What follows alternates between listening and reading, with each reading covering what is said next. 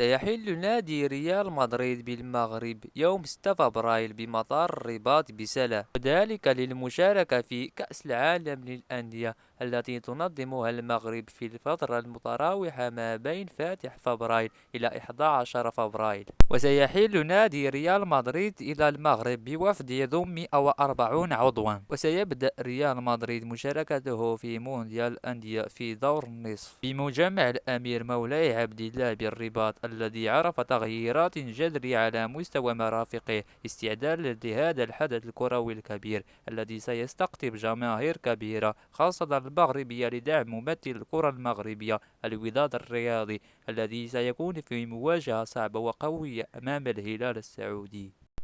وهذا فيما يخص ريال مدريد. كما حلت مساء اليوم السبت بعثة فريق الأهلي المصري برئاسة السيد محمود الخطيب بمطار ابن بطوطة بمدينة طنجة للمشاركة في النسخة 19 من منافسات كأس العالم للأندية التي تحتضنها المغرب بداية شهر فبراير. وسيكون الافتتاح على أرضية ملعب طنجة الكبير من الساعة 8 مساء.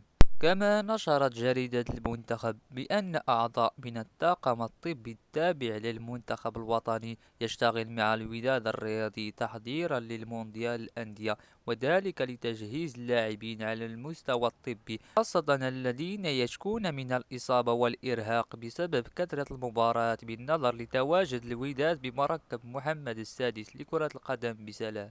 وجاءت هذه الخطوة من الجامعة الملكية المغربية لكرة القدم برئاسة السيد فوزي لقجع دعما للوداد في كأس العالم للأندية الذي يمثل كرة القدم الوطنية في هذا المحفل العالمي. هذا فيما يخص كأس العالم للأندية. في الختام نتمنى التوفيق لجميع المحترفين المغاربة.